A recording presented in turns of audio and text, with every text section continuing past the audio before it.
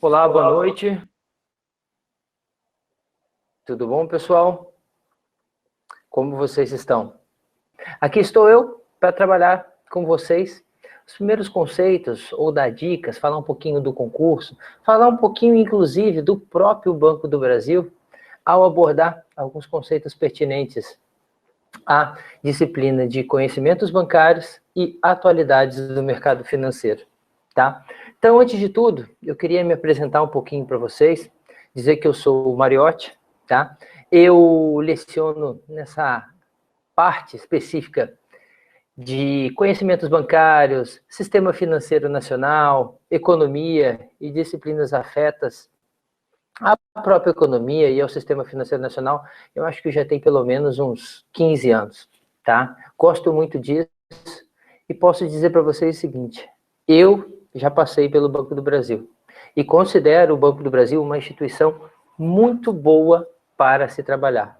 Basicamente pelo seguinte: porque o Banco do Brasil, ele oferece muitas vantagens que são oferecidas à iniciativa privada, especificamente em bancos, tá? Mas, ao mesmo tempo, também oferece um diferencial especial, que é a relativa, ou não vou dizer absoluta, porque não existe absoluto no serviço público, que é uma estabilidade. Alguém poderia chegar e dizer assim para mim: mas, ô Mariotti, você está me dizendo então que, poxa, eu nunca posso ser demitido do Banco do Brasil? Não, não é isso. Você até pode ser demitido, mas dificilmente isso vai acontecer. Mas, se você pensar por outro lado, quando você analisa o que você quer efetivamente para a sua carreira, o que você gostaria realmente de fazer, e se decide em fazer um concurso no Banco do Brasil, você pensa: bem, eu quero desempenhar minhas atividades, eu quero realmente ser bom no que eu faço. E se você realmente quer ser bom no que você faz, necessariamente isso vai trazer uma consequência muito positiva para vocês, mas muito positiva mesmo, que é a ascensão na carreira. E isso eu posso dizer: a ascensão na carreira no Banco do Brasil, para quem realmente, tá, quer levar a sério o trabalho, quer realmente desenvolver uma carreira diferenciada, o Banco do Brasil é o lugar, tá? Como vocês podem já ter pesquisado, o banco oferece uma série de benefícios, além da própria remuneração, né, do próprio salário, como o plano de saúde, como, além do plano de saúde, oferecer também assistência médica, previdência complementar e de outros benefícios, tá? E mais do que tudo isso, o Banco do Brasil oferece para vocês o seguinte: segurança em termos de instituição financeira. Tá? Então, com base nessas considerações iniciais, eu diria para vocês que, bem, para quem realmente se dedicar ao concurso do BB, tá? A preparação para o concurso do BB, pode ter certeza, vai estar fazendo uma boa opção. Se efetivamente for um concurso que você está prestando, que você está tentando, basicamente porque você quer ascender em termos de carreira no serviço público, o que eu estou querendo dizer com isso? Que o Banco do Brasil é um trampolim? Não há problema algum, porque o Banco do Brasil é um ótimo trampolim. É um ótimo lugar para você estar. E uma vez que você estiver lá dentro, vocês vão ver o seguinte: será que realmente vale a pena para mim sair daqui? Uma coisa só: que quem trabalha bastante sempre alcança o que quer. Sempre alcança o sucesso profissional, sempre alcança, tá, uma boa remuneração financeira e por aí vai. Posso dizer para vocês assim muito tranquilamente que eu conheço gerentes de agência do Banco do Brasil, e aí vocês vão dizer o que são as agências de nível 1, agências de nível 2, agências de nível 3, tá? E vão ver que tem gerentes do Banco do Brasil que ganham na faixa de 20 e poucos mil reais por mês. Poxa, mas isso é bastante coisa. Sim, isso é bastante coisa. Mas eles galgaram bastante, eles trabalharam bastante, eles suaram bastante a camisa e hoje estão aí, em pontos diferenciados, em postos diferenciados dentro do banco.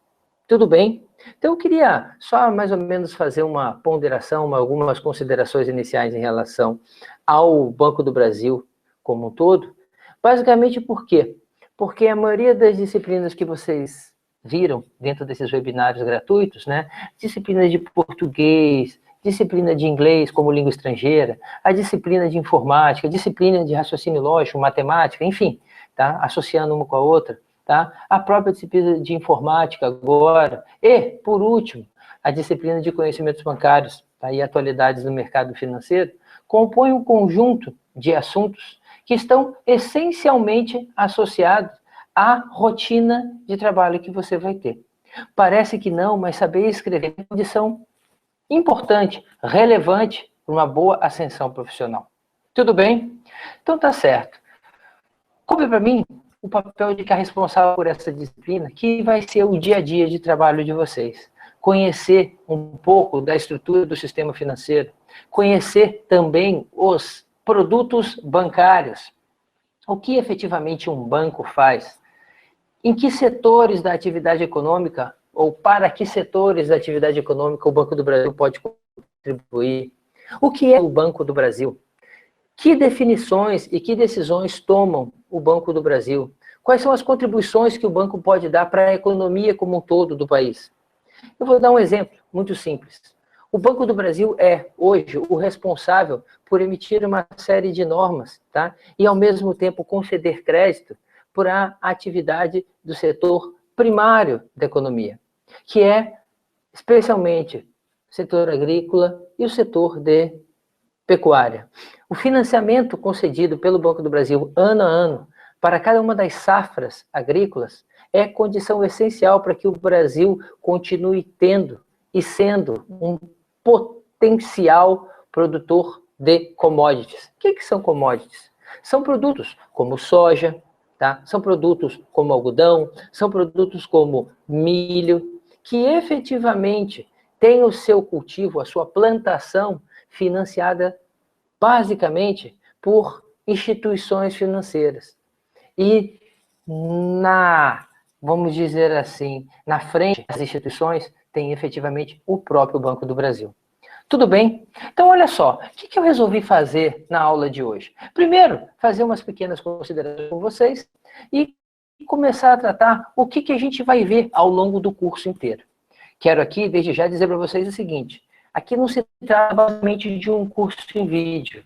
Como vocês devem ter escutado de outros professores, vocês receberão, além, tá, do material em vídeo, ou as aulas gravadas, ou mesmo as aulas ao vivo, para quem realmente tiver tempo e oportunidade de assistir às aulas, vocês vão receber aulas escritas com toda, tá, a cobrança em prova.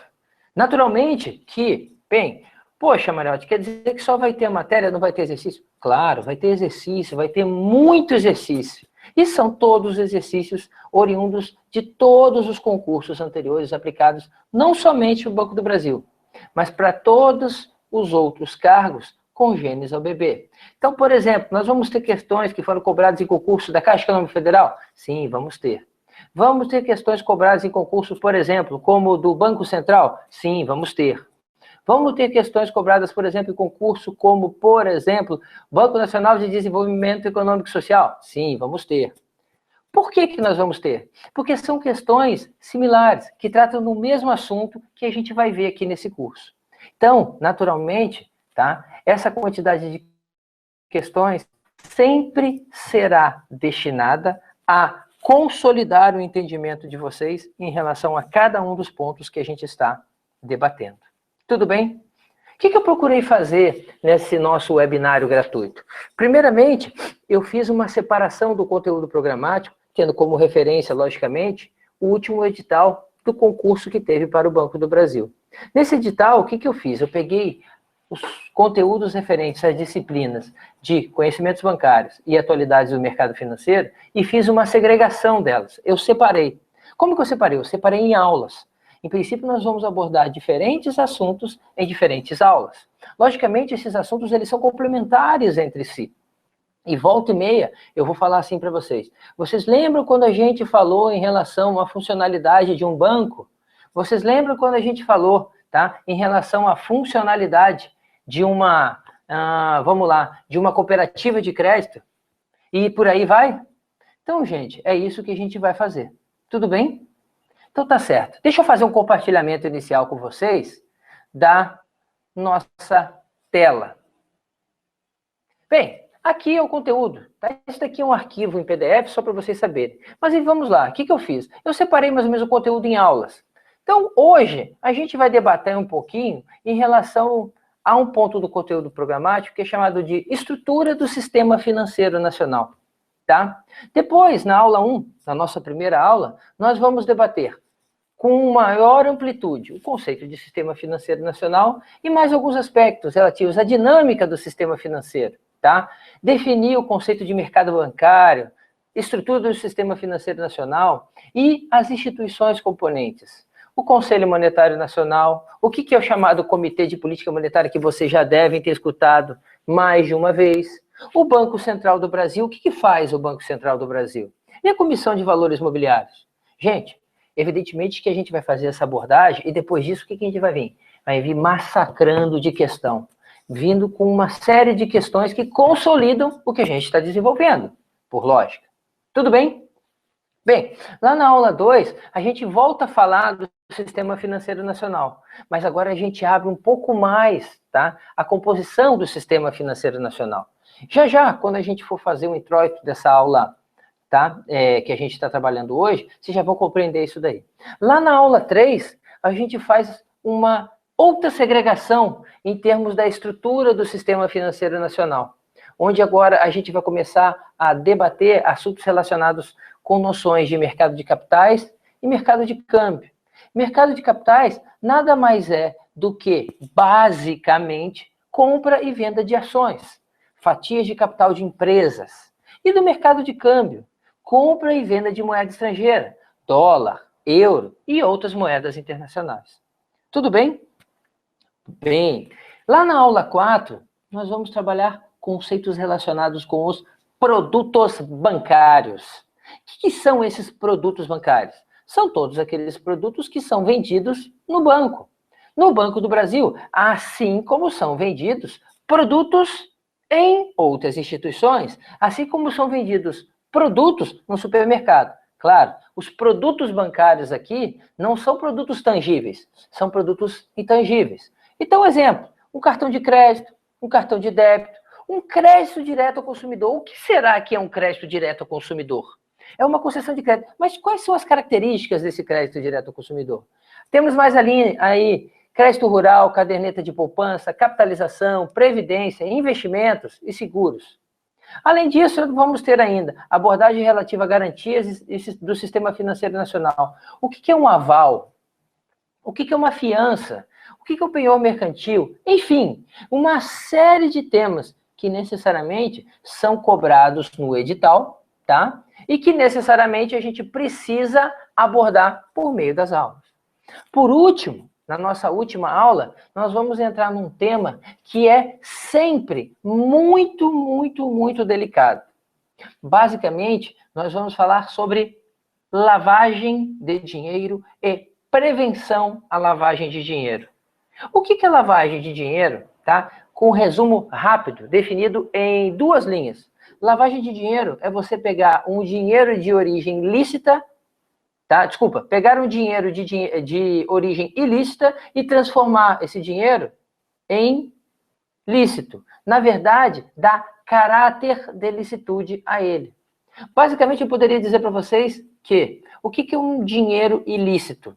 Um dinheiro proveniente de algum crime anterior. Então, por exemplo, crime oriundo do tráfico de drogas. Vende-se droga, recebe recursos financeiros.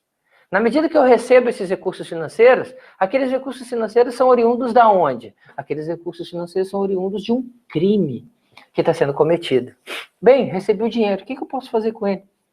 Uma série de coisas, dentre as quais eu posso depositar esse dinheiro na minha conta corrente.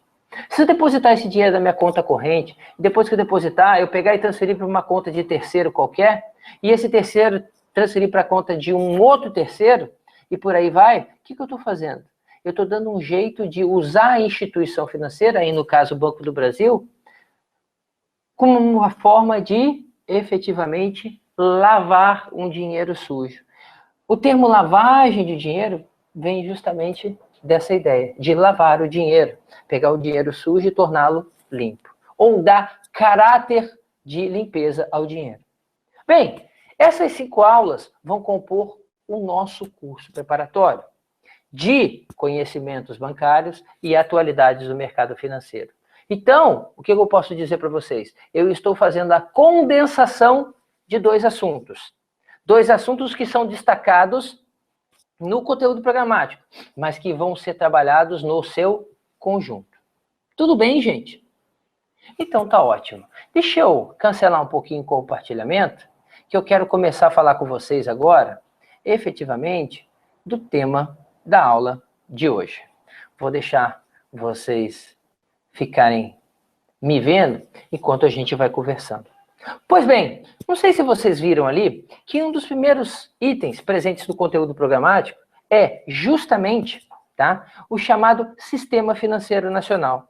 E o que seria esse Sistema Financeiro Nacional? O tal do Sistema Financeiro Nacional é o conjunto de instituições componentes do próprio sistema. Basicamente, quando a gente fala SFN, Sistema Financeiro Nacional, nós estamos falando de todas as instituições que, de alguma maneira, trabalham ou normatizam o sistema financeiro. É, basicamente, a separação existente entre o que a gente define por subsistema normativo e subsistema operativo, que é possível, através da junção dos dois, compreender perfeitamente o funcionamento do Sistema Financeiro Nacional. Bem, alguém poderia fazer a pergunta, mas, Mariotti, me situa um pouquinho. Aonde é que está o Banco do Brasil? Eu vou dizer para vocês, e isso a gente vai aprender, tá? De novo, que o Banco do Brasil, ele é uma instituição financeira, considerada um banco, que trabalha efetivamente ou está alocado dentro do subsistema operativo ou de intermediação de recursos do sistema financeiro. Certo. Aí alguém poderia dizer, professor, mas eu já estou estudando há algum tempinho. E eu descobri que o Banco do Brasil, ele é um agente especial do governo federal. Porque esse Banco do Brasil, aonde eu quero trabalhar, ele é responsável por fazer toda a gestão do caixa do governo federal. É ele que faz os pagamentos e recebe os recursos, ou seja, os recebimentos oriundos do quê? Da arrecadação de impostos, da arrecadação de diversos outros tributos. Gente, eu vou dizer para vocês, sim, isso está certo. Mas, na verdade, ele é o consolidador dessas informações. Por quê? Porque qualquer outro banco, tá? Banco não é instituição financeira, tá? Por quê? Porque instituição financeira é um termo genérico. Banco é um termo específico. Naturalmente, porque existe mais de um tipo de instituição financeira, não somente o Banco do Brasil. Mas o que eu estava dizendo é, além do Banco do Brasil, eu teria outros bancos, como o Banco Itaú, como o Banco Bradesco, como qualquer outra instituição que poderia, efetivamente, receber esses recursos financeiros, oriundos do pagamento de impostos, por exemplo, tá? Vamos, assim, ser mais específico. Hoje, dia 29/4, foi o último dia. Gente, estou lembrando para quem esqueceu, viu? Hoje foi o último dia para você fazer a sua declaração no imposto de renda. E, infelizmente, tem algumas pessoas que vão ter que pagar imposto. Naturalmente, esse imposto, para ser pago, ele tem que ser pago junto a uma instituição bancária, que vai receber esses recursos e depois repassará para o Tesouro Nacional, tá? Que é quem efetivamente administra os recursos oriundos dos tributos recebidos, mas que deixa esse dinheiro, tá, sendo administrado por quem? Pelo BP, pelo Banco do Brasil. Tudo bem? Então, olha só, gente. Muito embora eu já esteja falando um pouquinho do Banco do Brasil e falando um pouquinho do sistema operativo, a ideia nossa nessa aula é falar um pouquinho da subdivisão do sistema financeiro e, antes de tudo, considerar o conceito de sistema financeiro, que é uma coisa importante que, por vezes, cai em prova. Tudo bem? Então, olha só, gente. Deixa eu começar aqui e eu vou fazer o compartilhamento de tela novamente. Vamos lá. Vamos fazer as considerações. Olha só. Basicamente, vem a pergunta: no que consiste o Sistema Financeiro Nacional? Aí vem aí uma definição feita pelo Mariotti, tá? O sistema financeiro, tá? O SFN, é o sistema que engloba as instituições financeiras creditícias, entre aspas, que concedem crédito, públicas ou privadas, de seguro, aí vem seguro de automóvel, de casa, de vida. Além disso, previdência privada, aberta e fechada, e capitalização. Aí eu venho aqui com um exemplo que alguns que conhecem o Banco do Brasil vão se lembrar. Você se lembra do Orocap? Título de capitalização do Banco do Brasil? Tão famoso? Sim, eu conheço. Não, eu não conheço. Sob estrito controle do poder público, visando o desenvolvimento equilibrado do país e o atendimento aos interesses da coletividade. Gente, aqui é importante que fique claro que o sistema financeiro nacional é, hoje, tá, o maior representante em termos de geração de riqueza na economia do país. O sistema financeiro nacional, ele está enquadrado junto do sistema, ou melhor dizendo, do setor da atividade econômica de serviços. E quando você pensa no setor de atividade econômica de serviços, eu posso pensar, no caso, por exemplo, do comércio de bens, tá? Da venda de diversos produtos. O sistema financeiro entra dentro deste ramo da atividade econômica, serviço. E ele tem uma representatividade de mais de 80% do setor de serviços. E tem uma representatividade, tá? Ou contribui para a representatividade do setor de serviços na economia do país da ordem de 60%. De tal maneira que os outros 40% estariam divididos entre quem? Estariam divididos entre o setor de indústria e o setor, tá? Efetivamente agropecuário. Ok? Mas vamos voltar então sobre algumas considerações a mais sobre o sistema financeiro. Olha só, aqui, gente, tem a base da normatização do sistema financeiro nacional. E isso daí, tá? Eu quero que vocês já anotem aí no papel e, evidentemente, depois, quando receberem esse arquivo que eu vou disponibilizar, tá? Para todos os alunos que tiverem inscritos no curso, vocês possam anotar. A base regulamentar do Sistema Financeiro Nacional é a Lei 4595 de 1964, tá? Essa lei, ela foi publicada no período do governo militar. E esta lei, especificamente, promoveu uma revolução em termos do sistema financeiro, aplicando uma série de mudanças em termos da estrutura do sistema financeiro nacional.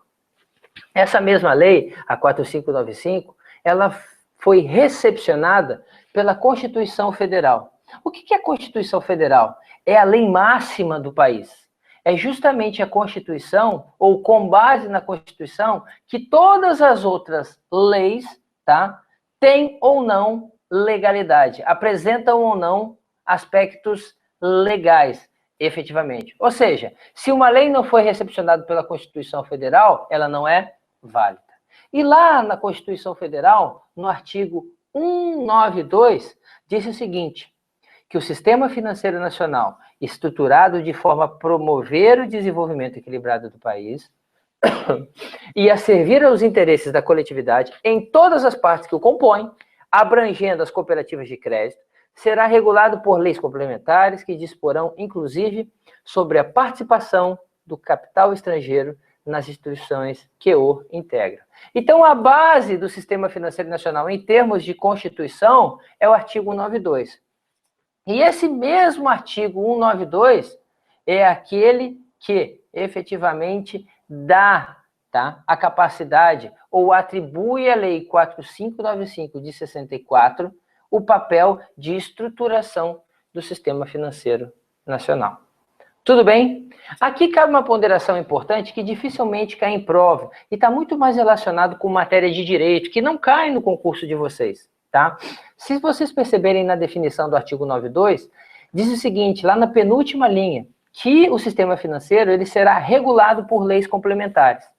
A Lei 4595 de 64, ela não é uma lei complementar, é uma lei ordinária. Mas essa lei ordinária, ela foi recepcionada como uma lei complementar, ou como status de lei complementar, pela Constituição Federal. De todo modo, ainda resta a necessidade, tá, de que seja editada uma nova lei, agora lei complementar, que trate especificamente da regulação do sistema financeiro nacional, promovendo mudanças, tá, a partir das definições explícitas no artigo 192. Gente, anota aí, Lei 4595 de 64, é a que regula o sistema financeiro nacional. Tudo bem? Então tá certo. Vou passando um pouquinho para frente, tá? Objetivamente, o que eu poderia dizer para vocês um pouco mais em relação, tá, ao sistema financeiro nacional? Eu quero chegar aqui, falar com vocês sobre a estrutura do sistema financeiro nacional, ok?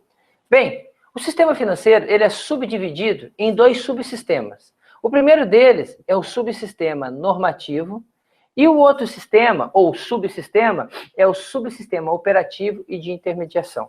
Tá? Essa diferença básica existente nada mais é do que, efetivamente, tratar aquelas instituições que vão editar normas para o fiel cumprimento e adequado funcionamento do sistema financeiro, tá, nacional, e que essas mesmas normas deverão ser seguidas por quem?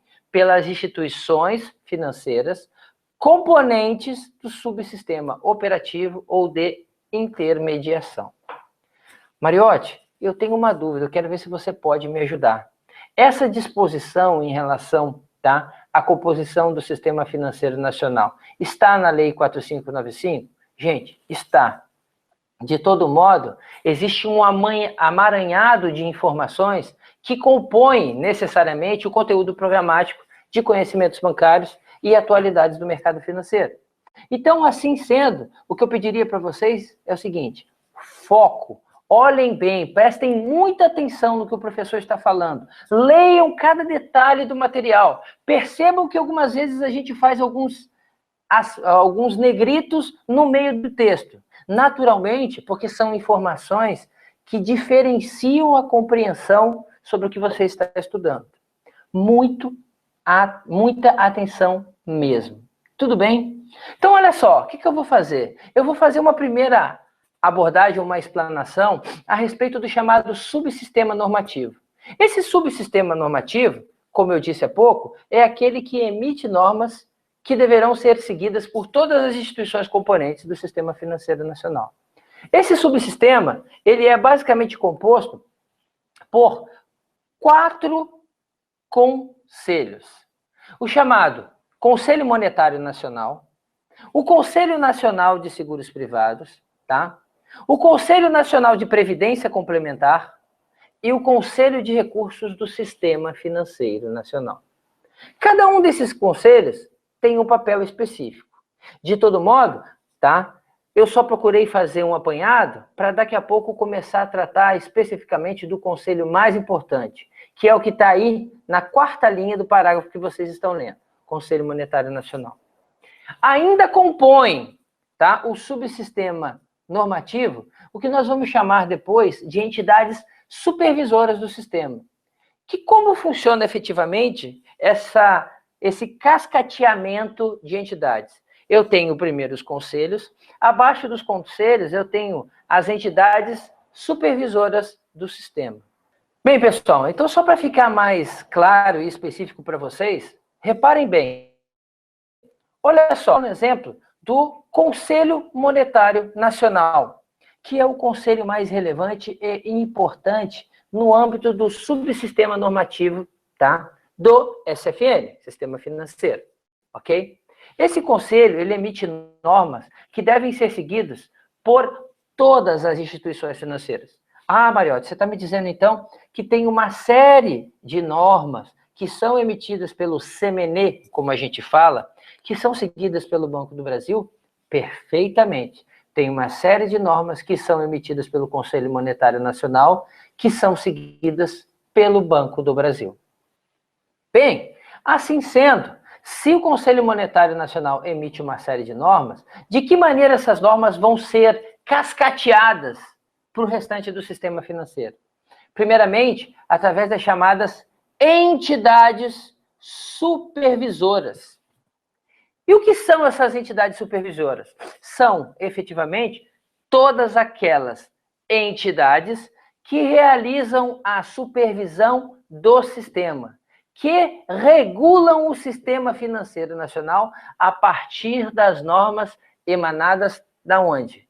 Dos conselhos, de forma especial, o Conselho Monetário Nacional. Então, vamos lá. O que são entidades supervisoras? A mais conhecida delas é o Banco Central do Brasil. Mas, além do Banco Central, nós temos a Comissão de Valores Mobiliários, nós temos a Superintendência de Seguros Privados e também temos a Superintendência Nacional de Previdência Complementar. Superintendência Nacional de Previdência Complementar. Bem, alguém poderia perguntar, mas Mariotti, você não falou nada sobre o Banco Central, você não falou nada sobre a Comissão de Valores Imobiliários, você não falou nada sobre a Superintendência de Seguros Privados. Gente, step by step, passo a passo, a gente vai abordando, trabalhando cada um desses conceitos. Quando que a gente vai fazer isso? Nas nossas aulas. Nós vamos detalhar a função de cada uma dessas entidades supervisoras. Nós vamos detalhar cada uma das funções dos conselhos. Por exemplo, qual seria, por exemplo, a função do Conselho Nacional de Seguros Privados? Olha ali o termo, seguros privados. É um conselho que tem a ver com a parte de seguros na atividade econômica. Bem, será que o Conselho Nacional de Seguros Privados emite normas que vão ser seguidas em termos de cascateamento pela Superintendência de Seguros Privados? Perfeitamente. É isso mesmo. Aqui, uma consideração muito relevante. Quando eu falei do Conselho Monetário, eu disse, e vocês podem andar aí do ladinho, já fica a dica. Ele emite normas que são seguidas não somente pelo Banco Central do Brasil, mas também por áreas. Algumas normas do Conselho Monetário Nacional são seguidas, inclusive, pela Superintendência de Seguros Privados.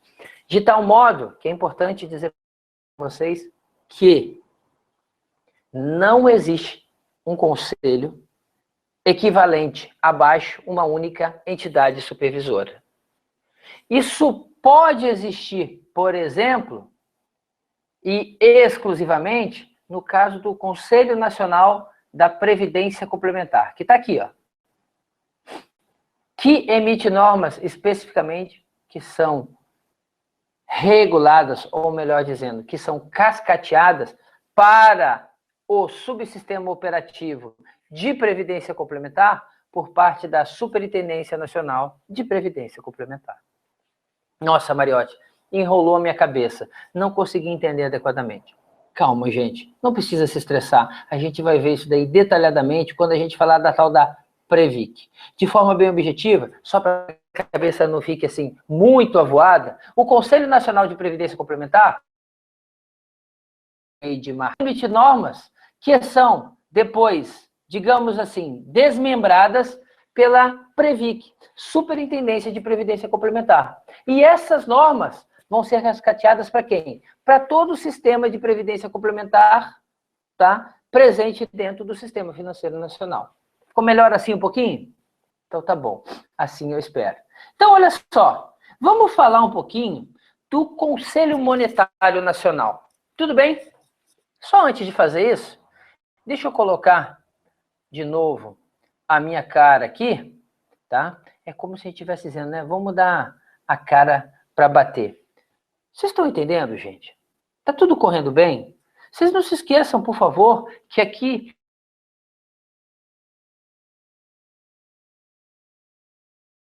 direito da tela de vocês, de dúvidas. Qualquer pergunta, depois eu respondo cada uma delas. Tudo bem? Estou bem à disposição mesmo. Posso voltar lá para a matéria? Podemos voltar? Então tá, vamos lá. Eu vou compartilhar de novo a tela e a gente volta a trabalhar o que a gente estava falando. Conselho Monetário Nacional. Olha só, o Conselho Monetário Nacional, ele foi instituído pela Lei 4595 de 64. E o que é o Conselho Monetário Nacional? É o órgão responsável por expedir diretrizes gerais para o bom funcionamento do Sistema Financeiro Nacional, que, conforme é descrito no parágrafo anterior, é a instância máxima no âmbito do Sistema Financeiro Nacional. Olha só, gente, olha o que está escrito ali. Ele emite, expede diretrizes gerais para o bom funcionamento do Sistema Financeiro Nacional. Perfeito. Significa dizer o seguinte, gente. Todo o Sistema Financeiro Nacional, em alguma medida, tá, é regulado por normas expedidas pelo Conselho Monetário Nacional. Tudo bem? Foi criada a Lei 4595 de 64. Ok? Então tá bom. Mas, afinal de contas, o que é esse Conselho Monetário Nacional? O que ele faz exatamente? Tá? Primeiramente, vamos decifrar ou desmembrar, tá? Qual é a composição do Conselho Monetário Nacional? Gente, conselhos, comitês, normalmente é formado por um número ímpar de pessoas, ok? Naturalmente, para que nunca haja empate nas decisões. Isso é diferente do que ocorre com o Conselho Monetário Nacional? Não. Isso é comum no Conselho Monetário Nacional. Basicamente, porque ele é composto por 3 pessoas, na figura do ministro da Fazenda, que é o presidente do Conselho, o ministro do Planejamento, Orçamento e Gestão, e, por último, o presidente do Banco Central do Brasil. Estes são os 3 componentes do sistema do Conselho Monetário Nacional, aonde que tem a disposição da composição do CMN, Conselho Monetário Nacional, através da Lei 9069 de 95. Previsto aonde? Nesta lei, no artigo 8º. E aqui, gente, eu chamo muito a atenção de vocês. Lembra quando eu falei agora há pouco que a Lei 4595 é a lei que instituiu, tá, e estruturou o Sistema Financeiro Nacional? Pois bem, o que ocorre? Dentro dessa lei, existe uma caracterização, um desmembramento, tá, dos componentes do sistema financeiro, do Conselho Monetário Nacional. E essa composição ali prevista, ela é muito mais extensa do que aquela que está disposta na Lei 9069 de 95. Assim sendo, o que eu quero dizer para vocês? Gente, sobre composição do Sistema Financeiro Nacional, é bom colocar assim, ó, na palma da mão. Composto por 3 pessoas. Ministro da Fazenda, ministro do Planejamento e presidente do Banco Central. O que tem na 4595 não interessa. O que vale é o que tem na Lei 9069 de 95. Que, por sinal, você sabe que lei é essa? É a lei que trata da criação do famoso e bendito Plano Real. Tudo bem? Assim está ótimo. Tanto que, reparem o seguinte, olha o que diz lá o artigo 8º da Lei 9069. O Conselho Monetário Nacional, criado pela Lei 4595, passa a ser integrado pelos seguintes membros: ministro do Estado da Fazenda, na qualidade de presidente, ministro do Estado do Planejamento, Orçamento e Gestão, tá? E presidente do Banco Central. Tudo bem? Como é que se dá efetivamente as votações no âmbito do Conselho Monetário Nacional? Primeiramente, eu quero aqui dizer para vocês o seguinte, que as deliberações do CMN se dão através do que a gente chama de resoluções. Então, por acaso, alguém que já trabalha numa instituição financeira, tá, que eventualmente possa estar assistindo aula, e por sinal, alguma vez já leu resolução, tá, vai saber que resoluções, elas são expedidas pelo Conselho Monetário Nacional, ok? Que, por maioria dos votos, cabendo ao presidente do Conselho a prerrogativa de deliberar nos casos de urgência e relevância, tá? Há de referendo dos demais membros. Significa dizer o seguinte, que, no caso de urgência e relevância, não precisa nem dos 3. Basta o presidente do Conselho Monetário Nacional, leia-se ministro da Fazenda, tá, fazer a deliberação sob determinada norma. regularmente, existe sempre a presença dos três, porque casos de urgência e relevância, tá? Ou de relevante interesse, como está aí, não são tão normais dentro da atividade regular do Conselho Monetário Nacional. Tudo bem? Gente, existem uma série de funções que são exercidas pelo Conselho Monetário Nacional. E aqui nós temos elas. A primeira é a chamada adaptação do volume dos meios de pagamento às reais necessidades da economia. Gente, o que vocês acham que é, ou qual é a definição de meio de pagamento? Ah, Mariotti, eu acho que meio de pagamento pode ser, por exemplo, cheque. Gente, existe a definição econômica para meio de pagamento e existe a definição bancária para meio de pagamento. Se a gente pensar como meio de pagamento numa definição bancária, eu poderia dizer que cheque é meio de pagamento. Se por um acaso eu pensar na definição econômica de meio de pagamento, não existe a figura do cheque. Existe, por exemplo, a figura do depósito à vista. Existe, tá? Por exemplo, a figura do papel moeda em poder do público. Objetivamente, quando eu falo em termos de adaptar o volume dos meios de pagamento, que eu estou falando é da definição econômica da palavra. Então, por exemplo, o que são os depósitos à vista? Todo mundo que tem uma conta corrente sabe que quando deposita o dinheiro na conta corrente e não faz nenhuma aplicação financeira, aquele recurso ali depositado, ele fica contabilizado como depósito à vista. Bem, o outro é fácil, né? Papel moeda em poder do público. O que é isso? É o dinheirinho que está na sua carteira guardado. Às vezes recheada, às vezes vazia, infelizmente, né? Mas quando vocês já estiverem no Banco do Brasil, trabalharem muito bem, no final do ano ter participação nos resultados, a carteira vai dar uma boa engordadinha, porque os lucros do Banco do Brasil nos últimos tempos têm sido bem relevantes. Basicamente, pela capacidade de trabalho dos seus, tá, empregados. Ok? Além disso, o que é a responsabilidade do Conselho Monetário Nacional? Regular o valor interno e externo da moeda e o equilíbrio do balanço de pagamentos. O regular o valor interno e externo da moeda diz o seguinte: existe um termo, tá? Ou existe uma medida chamada taxa de câmbio, que nada mais é, tá? A quantidade de unidades monetárias do país, ou seja, reais, que você precisa para comprar uma unidade de moeda estrangeira. Por exemplo, dólares. Então, hoje, tá? A taxa de câmbio, tá? Fechou cotada a R$ 3,44. Gente, já teve lá em 4,20 o dólar recentemente. Agora está em R$ 3,44. O que significa isso exatamente? Significa que para cada dólar você precisa de R$ 3,44. Pensando de outra forma, significa dizer que você precisa de R$ 3,44 para comprar uma unidade de dólar. Se isso é bom ou se isso é ruim, depende muito.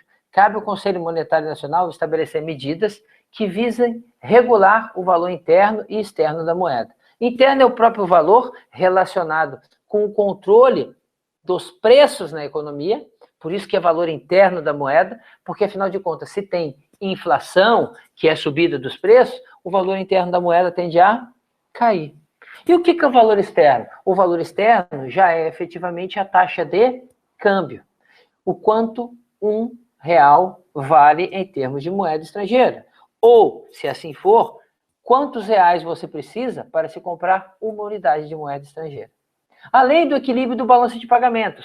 E aí, evidentemente que aqui a gente não vai entrar nos pormenores, mas no balanço de pagamentos são registradas todas as exportações e importações do país, todos os investimentos feitos do país para o exterior e do exterior para o Brasil, todo pagamento que tem de dívida pública, ou pagamento de, sei lá, compras realizadas no exterior, ou de fretes, tá? E diversos outros fluxos de entrada e saída de recursos do país, tá? Orientar a aplicação dos recursos das instituições financeiras. Quer dizer que o Banco do Brasil tem que fazer aplicação de recursos? Tem. Quando a gente estudar um pouco a respeito do BB, vocês vão ver o seguinte, que existem normas do Conselho Monetário Nacional que são o que, gente? As resoluções, tá? Que efetivamente estabelecem que o Banco do Brasil deve aplicar fatia dos seus recursos que são depositados à vista pelos seus clientes, aonde?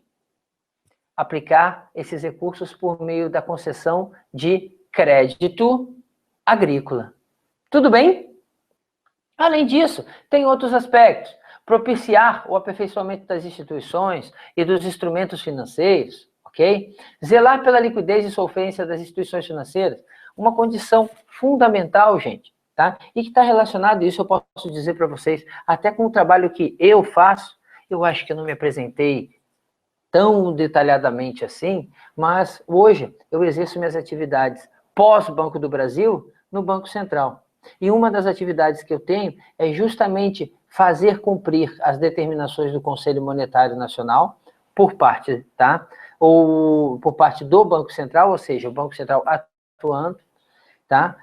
Na solvência das instituições financeiras. Então, entre outras atribuições que eu tenho no Banco Central, eu tenho a de verificar se as instituições financeiras estão funcionando regularmente, se estão cuidando do seu dinheirinho. O cuidar do seu dinheirinho é efetivamente ter solvência, que de uma maneira bem resumida significa dizer que se você precisar sacar o seu dinheiro vai estar disponível para você sacar.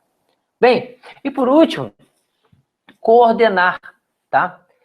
As políticas monetária, creditícia, orçamentária e da dívida pública, interna e externa. Tudo bem? Então só, gente, evidentemente que aqui a gente não está tratando de forma detalhada de todas as funções do Banco Central. De todo modo, desculpa, do Banco Central, do Conselho Monetário Nacional. De todo modo, tem algumas coisas que costumam, por vezes, serem cobradas em prova, que é importante que fique bem claro para vocês. Por exemplo, qual é a função do Conselho Monetário Nacional? Bem, uma série de funções, mas basicamente cabe a ele fazer o quê? A regulação do sistema financeiro nacional, emitindo normas associadas, tá? Por exemplo, a regulação do valor interno e externo, tá? Por exemplo, do quê? Da moeda do país. E do equilíbrio do balanço de pagamentos. Tudo bem? Além disso, tem outras funções do próprio Conselho Monetário Nacional. Olha só, temos funções: orientação das aplicações dos recursos das instituições financeiras, tendo como objetivo a pulverização do oferecimento de crédito a todos os ramos da atividade econômica. Bem, isso é uma coisa interessante, gente. Por muitas vezes, todo o dinheiro que é colocado por nós, clientes das instituições financeiras, esses recursos, eles devem, em maior ou menor medida, serem o quê? Serem destinados ou direcionados à atividade econômica. Naturalmente, pelo quê, gente? Porque toda vez que você coloca um dinheiro, tá, deposita o dinheiro no próprio Banco do Brasil, a ideia é que você gostaria de, além de pagar contas, se sobrar dinheiro, ganhar o quê? Juros. São as chamadas captações de recursos. E essas captações de recursos feitas pelo Banco do Brasil são captações que necessariamente exigem o quê? Exigem com que você tenha que pagar juros aos seus clientes. Eu quem? Eu, instituição financeira. Da mesma forma, já que eu tenho que pagar juros para os meus clientes, em alguma medida eu tenho que buscar fontes alternativas, tá, de ganhar dinheiro. Porque, afinal de contas, se eu pago juros, eu preciso receber juros. E é nesse sentido, efetivamente, que as instituições financeiras trabalham. Elas captam recursos de um lado e emprestam recursos de outro. Uma instituição financeira nada mais é do que uma intermediária financeira. Tudo bem? E tudo isso é regulado por quem? Isso é regulado pelo Conselho Monetário Nacional. Tudo bem? Entendido isso daí? Se está entendido, eu posso, por exemplo, fazer a proposição de uma questãozinha para vocês de prova. Olha só, vou pegar uma questão que tem para o concurso do Banco do Brasil, tá? De 2010. Deixa eu correr a página aqui um pouquinho, gente. Olha só. Banco do Brasil, 2010. Vou aqui representar. O Sistema Financeiro Nacional é constituído por todas as instituições financeiras, públicas ou privadas, existentes do país, e seu órgão normativo máximo é Banco Central do Brasil. Bem, não falamos muito sobre o Banco Central do Brasil ainda, muito embora tenhamos falado alguma coisinha. Mas a instância máxima não é o Banco Central do Brasil. O Banco Central é uma entidade supervisora. Banco Nacional de Desenvolvimento Econômico e Social, o famoso BNDES, não é o BNDES. A gente não falou praticamente, na verdade, não falou nada em relação ao BNDES. Vamos falar? Sim, nós vamos falar sobre o BNDES, mas por enquanto, nada. Tudo bem? Letra C, Conselho Monetário Nacional. Realmente, o Conselho Monetário Nacional é a instância máxima do Sistema Financeiro Nacional. Ok? Vamos ver as outras alternativas? Ministério da Fazenda. Falamos alguma coisa sobre o Ministério da Fazenda? Alguém lembra? Alguém efetivamente lembra alguma coisa sobre o banco, sobre o Ministério da Fazenda? Sim ou não, gente? Bem, o que tem o Ministério da Fazenda? O Ministério da Fazenda tem um ministro, que é o ministro da Fazenda. E o ministro da Fazenda, o que ele é dentro da estrutura do Conselho Monetário Nacional? Gente, cabe efetivamente, tá, ao ministro da Fazenda ser o presidente do Conselho Monetário Nacional. A ele cabe as decisões ad referendum quando se tratar de efetiva urgência e relevância. Tudo bem? Uma determinada medida no âmbito do sistema financeiro. E por último, nós temos quem? Caixa Econômica Federal. Não falamos nada sobre a Caixa Econômica Federal, tá? Vamos falar ainda? Vamos falar. Vamos falar que a Caixa Econômica Federal é responsável pela sistematização ou de fazer cumprir as regras determinadas pelo próprio Conselho Monetário Nacional relativos ao sistema brasileiro de poupança e empréstimo. E que lá dentro tem um sistema financeiro de habitação. Vamos falar da Caixa? Vamos. Ministério da Fazenda. Será que faz parte do Sistema Financeiro Nacional? Não faz parte do Sistema Financeiro Nacional. Tudo bem? Então tá. Gente, o que eu queria chamar a atenção para vocês? Eu peguei só um exemplo de questão. Tem uma série de outras questões aqui que eu propus nessa aula que vai ser disponibilizado a todos que tenham interesse de ver como é que é estruturado a aula escrita.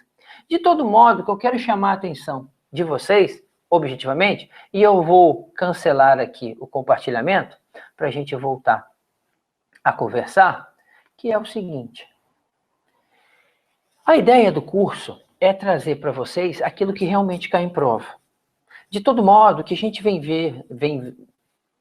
está vendo, tá, em termos da evolução dos concursos que são feitos para o Banco do Brasil, é que cada vez mais, o nível de cobrança na prova está sendo mais específico. Eu vou dar um exemplo. Aqui a gente está falando só um pouquinho sobre a estrutura do Sistema Financeiro Nacional, né? Mas, por um exemplo, quando a gente estava falando lá da disponibilização, da segregação das aulas, né? Cada um dos conteúdos, o que será abordado em cada uma delas, eu comentei com vocês a respeito da chamada prevenção à lavagem de dinheiro. Gente, isso hoje é um tema fortemente cobrado em provas de concurso para as instituições públicas financeiras. Concurso do Banco do Brasil tem sempre, no mínimo, uma ou duas questões. Então, é um assunto que cada vez está mais presente. Cada vez está mais presente. Então, gente, vamos tomar bastante cuidado. Prestar bastante atenção no que o professor diz. Estudem, gente. Esse tema cai em prova. Isso vai ter questão sendo cobrada. Aí alguém vai perguntar, mas os outros temas não são importantes? Por exemplo, da estrutura do Sistema Financeiro Nacional, de produtos bancários, tá? Além disso, quando a gente falar, tá, também em relação às garantias do sistema financeiro nacional, isso não cai? Isso cai, gente. Isso cai. Só que essa parte é uma parte que, vou dizer para vocês assim, é mais fácil de entender, é menos complicado. Quando a gente entra nessa parte de normatização, de normas, de leis e etc., normalmente vocês, concurseiros, têm algumas dúvidas. Basicamente por quê? Basicamente porque é como se você tivesse que necessariamente estar estudando direito. E de fato ali dentro tem uma série de normas que são afetas ao direito. Gente, eu me coloco totalmente à disposição de vocês. Eu espero que esse encontro inicial, tá, que a gente teve tenha sido produtivo, que essa semana inicial, tá, de webinários relativos ao concurso do Banco do Brasil tenha sido de grande valia e que vocês escolham um ponto, tá, nessa parceria para o sucesso de vocês rumo à aprovação e classificação no concurso. Tudo bem?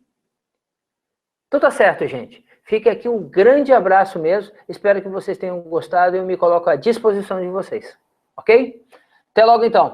Até mais.